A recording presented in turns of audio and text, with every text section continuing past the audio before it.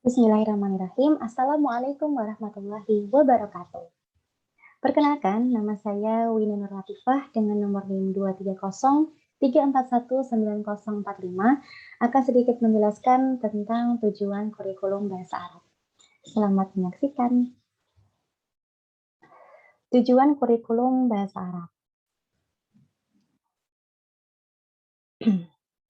Jika kita berbicara tentang sebuah tujuan, pastinya kita tidak terlepas dengan kata-kata harapan dan keinginan ataupun cita-cita yang nantinya akan kita uh, dapat seperti itu. Nah, apakah sama saja antara tujuan dan cita-cita menurut kurikulum bahasa Arab? Latar belakang tujuan pembelajaran tidak terlepas dari kurikulum pembelajaran. Kurikulum merupakan seperangkat rencana dan pengaturan mengenai tujuan, isi, dan bahan pelajaran, serta cara yang digunakan sebagai pedoman penyelenggaraan kegiatan pembelajaran untuk mencapai tujuan pendidikan tertentu. Nah, jadi lahirnya sebuah tujuan pembelajaran ini tidak terlepas dari sebuah istilah yang biasa kita sebut sebagai kurikulum pembelajaran. Mengapa? Karena di dalam kurikulum itu terdapat seperangkat rencana dan pengaturan mengenai tujuan. Nah, mengenai tujuan. Maka dari itu, tujuan, isi, dan bahan pelajaran itu kesemuanya terdapat dalam kurikulum.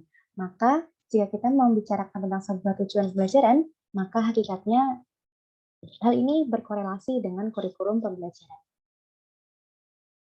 Pemerintah sebagai elemen penting dalam mengatur kebijakan dalam pendidikan telah menegaskan 8 standar yang harus tertuang di dalam kurikulum. Nah, 8 standar ini juga tertuang dalam PP nomor 19 tahun 2003 tentang Standar Nasional Pendidikan. Yang pertama ada standar isi, standar proses, standar kompetensi lulusan, standar pendidik dan tenaga kependidikan, standar sarana dan prasarana, standar pengelolaan, standar pembiayaan, dan yang terakhir adalah standar penilaian pendidikan. Lalu, jika kita melihat dari sebuah latar belakang ataupun tujuan, definisi tujuan itu sendiri, dapat kita simpulkan bahwa tujuan kurikulum adalah pernyataan-pernyataan umum mengenai hasil-hasil yang diharapkan dari suatu program bahasa dan menggambarkan apa yang diyakini oleh atau para perencana kurikulum. Yang kedua, tujuan kurikulum itu juga merupakan tujuan-tujuan program yang diinginkan dan dapat dicapai berdasarkan kendala-kendala yang tercermin dalam analisis kebutuhan. Dan yang terakhir adalah tujuan kurikulum merupakan cita-cita.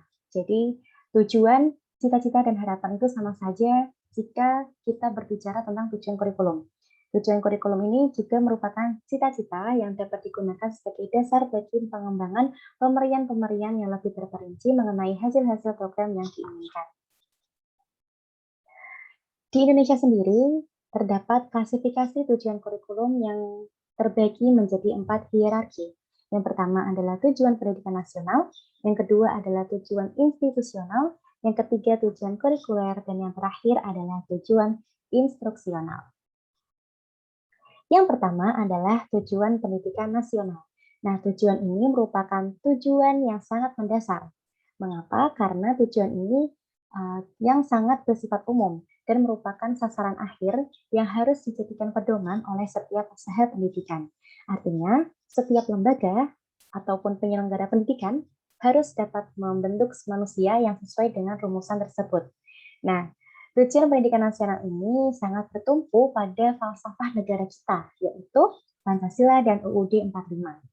Dan secara khusus, tujuan pendidikan nasional Indonesia ini juga dituangkan dalam Undang-Undang Nomor 20 Tahun 2003 Pasal ketiga, yang berbunyi, pendidikan nasional berfungsi mengembangkan kemampuan dan membentuk watak serta peradaban bangsa yang bermartabat dalam rangka mencerdaskan kehidupan berbangsa, bertujuan untuk berkembangnya potensi peserta didik agar menjadi manusia yang beriman dan bertakwa kepada Tuhan Yang Maha Esa.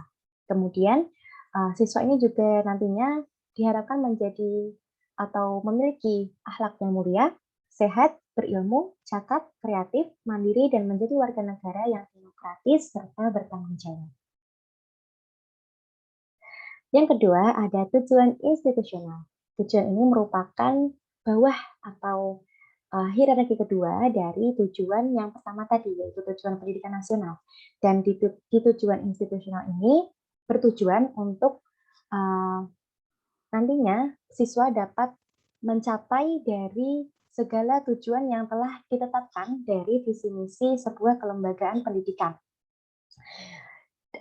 Dan tujuan ini merupakan antara ataupun merupakan jembatan untuk mencapai tujuan umum yang dirumuskan dalam bentuk kompetensi lulusan setiap jenjang pendidikan, seperti pendidikan dasar, pendidikan menengah, kejuruan, dan pendidikan tinggi.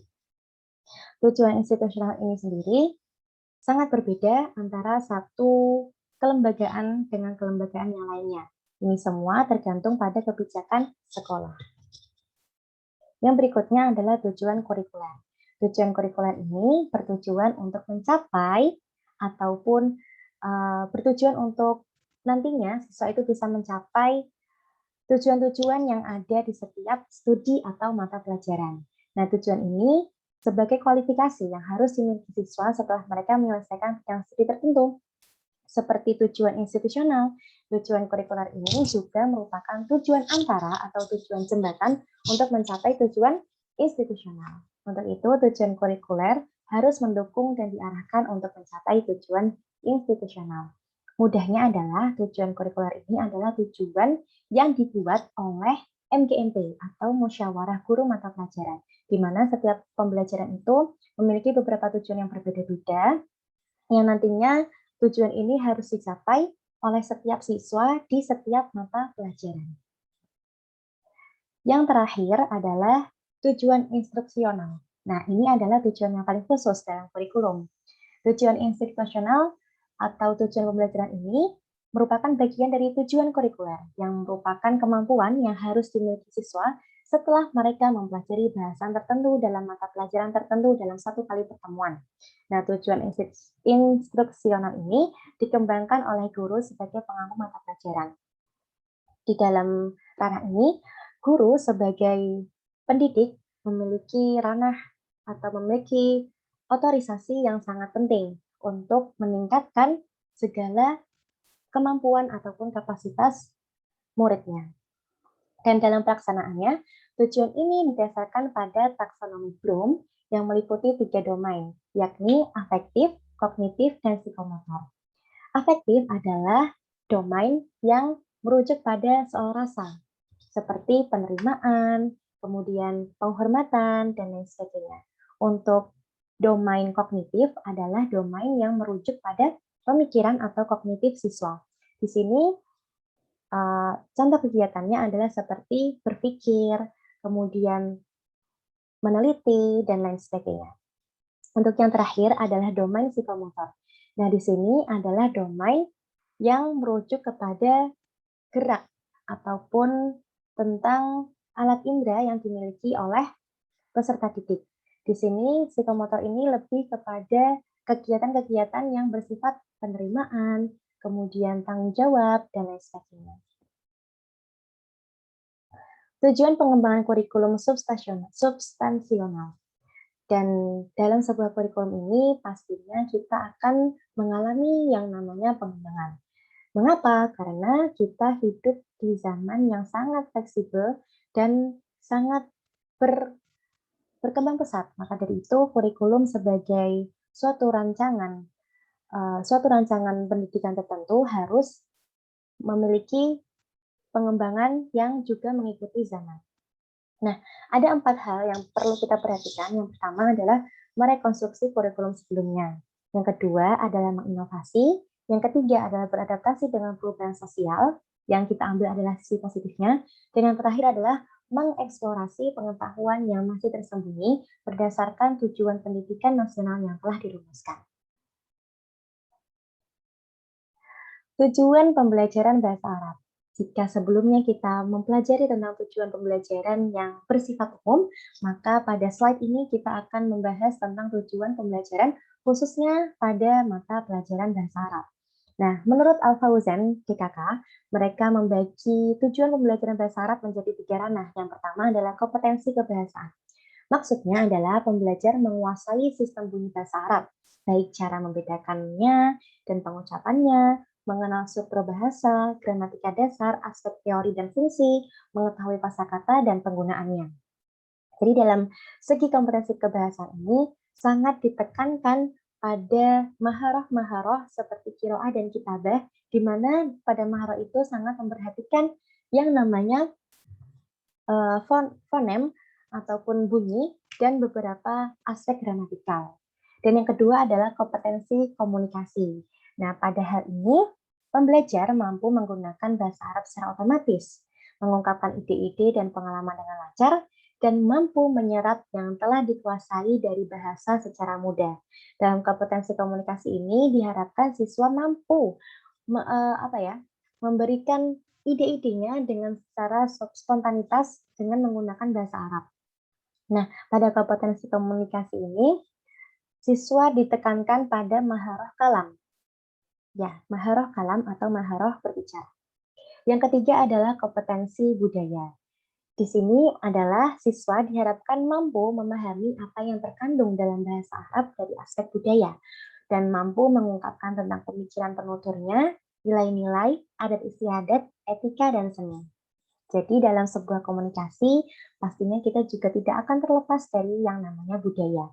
Maka siswa alangkah baiknya dan idealnya harus bisa memahami tentang nilai-nilai atau adat istiadat dari si lawan bicaranya, yaitu orang-orang yang menggunakan bahasa Arab. Dan tujuan pembelajaran bahasa Arab ini juga dikemukakan oleh Tu'aimah dan Al-Noqoh untuk penutur non-Arab. Nah, tujuannya ada 4. Yang pertama adalah memahami bahasa Arab secara benar. Yang kedua adalah berbicara dengan bahasa Arab sebagai media komunikasi langsung dan ekspresi jiwa. Yang ketiga adalah membaca bahasa Arab secara mudah, menemukan makna-makna dan berinteraksi dengannya. Dan yang terakhir atau yang keempat adalah menulis dengan bahasa Arab sebagai ekspresi mengenali kondisi fungsional dan ekspresi diri. Mungkin cukup sekian penjelasan mengenai tujuan pembelajaran bahasa Arab yang bisa saya sampaikan. Apabila ada salah kata dan salah ucap, saya mohon maaf. Billahi taufiq wal hidayah. Wassalamualaikum warahmatullahi wabarakatuh.